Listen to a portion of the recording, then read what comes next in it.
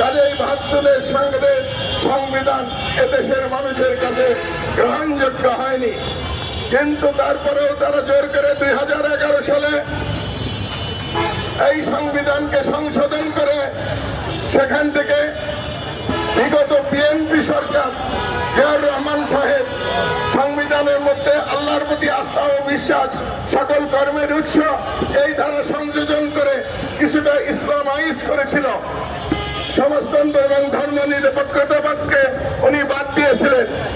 কিন্তু স্বৈরাচারী হাসিনা সরকার ২০১১ সালে সংবিধানের মধ্যে পুনরায় সেই ইসলামের আস্থা ও বিশ্বাসকে বাদ দিয়ে সমাজতন্ত্র, ধর্মনিরপেক্ষতাবাদ এবং জনগণই ক্ষমতার উৎস এই সমস্ত অন ইসলামিক ধারা সংযোজন করে মানুষকে শোষণ করার জন্য তারা ঘুষ, দুর্নীতি, অর্থ পাচার, খাদ্য বাজার, অর্থ বাজার, দ্রব্যমূল্যের বৃদ্ধি ইত্যাদি জনগণের কাছে অগ্রহণযোগ্য জিনিসগুলো দেশের মধ্যে প্রসার এবং প্রচার করে দেশকে দেউলিয়া বানিয়ে দিয়েছিল।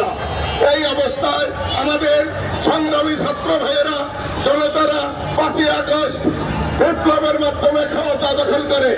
কিন্তু সবচেয়ে দুঃখের বিষয় তার এই ক্ষমতা, তাদের এই বিপ্লবকে আজ পর্যন্ত বৈধতা দেওয়া হয়নি। বিপ্লবের বৈধতা দিবে জনগণ। জনগণ কিভাবে বৈধতা দিবে? জনগণ বৈধতা দিবে গণভোটের মাধ্যমে। এই বিপ্লবীদেরকে সমর্থন করবে, কিন্তু ষড়যন্ত্র করে এই গণভোটকে ঠেকিয়ে রাখা হয়েছে। তারা তথাকথিত নির্বাচনের কথা বলে, কিন্তু নির্বাচনে যে সংবিধানের অধীনে নির্বাচন হবে সেই সংবিধানের মধ্যে অনইসলামিক ধারা শোষণের সমস্ত কলকাতা ওখানে ভরে দেওয়া হয়েছে। এগুলো দূর না করে এই সংবিধানের অধীনে নির্বাচন দিলে এই দেশের অবস্থার কোনো পরিবর্তন হবে না এবং বিপ্লবীদেরকে এই দেশে বিপ্লব করার জন্য ফাঁসি কাস্টে ঝুলানো হবে। এই সমস্ত সরকার বিগত ১৫ই আগস্টে বিপ্লবের মাধ্যমে যারা ক্ষমতা দখল করেছিল তাদেরকে ফাঁসি কাস্টে ঝুলিয়েছিল। বিগত তখনকার দিনের সরকার, বিএনপি সরকার এর বিরোধিতা করেনি। এখনো দেখা যাচ্ছে একটি দল ক্ষমতায় যাওয়ার জন্য উৎপাত করতেছে, নির্বাচন চাইতেছে, কিন্তু বিপ্লবীদের ভাগ্য কি হবে তা বলতেছে না। দেশের ভবিষ্যৎ শাসন ক্ষমতা কিভাবে পরিচালিত হবে সেগুলো বলে না। এ ব্যাপারে কোনো গণভোটের ব্যবস্থা না করে, জুলাই সনদের গণভোটের ব্যবস্থা না করলে এই জুলাই সনদ অবৈধ হয়ে যাবে।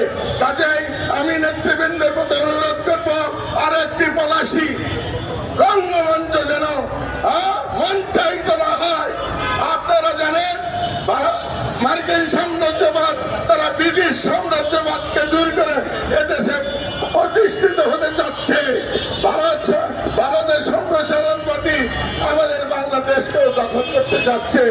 এই ত্রিশক্তির হাত থেকে আমাদেরকে রক্ষা পেতে হলে আমাদের রক্ষা কবচ একমাত্র আল্লাহ রাব্বুল আলামিন।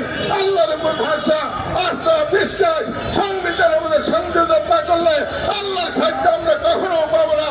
কাজেই নেতৃবৃন্দকে অনুরোধ করি, তাদের ওই তথাকথিত পলাশি ষড়যন্ত্রের মধ্যে যোগ না দিয়া আগে আপনারা গণভোট করে সংবিধানের কোন কোন বিধান বাদ যাবে, কোন কোন ঢুকবে, কিভাবে দেশ শাসন হবে করেন, আর বিপ্লবীদের ফাঁসির মঞ্চে জলার হাত থেকে রক্ষা করে। এই দেশের মানুষ ইসলামের জন্য, ৯৯ মুসলমানের জন্য, দুর্নীতিমুক্ত সমাজের জন্য আবার বিপ্লব করবে। দ্বিতীয় বিপ্লব আত্মসন্ন হয়ে যাবে। আমি এই কথা বলে আপনাদের জনতার প্রতি আহ্বান জানিয়ে, যদি নিত্যবৃত্ত এই মানে মুনাফিকি করে ইসলামী ধারা সংযোজন না করে ওই ৭২ সালের অবৈধ সংশোধনের মাধ্যমে আবার নির্বাচন উদ্যোগ করে, তাহলে আপনারা জনতা প্রস্তুত থাকবেন দ্বিতীয় বিপ্লবের জন্য।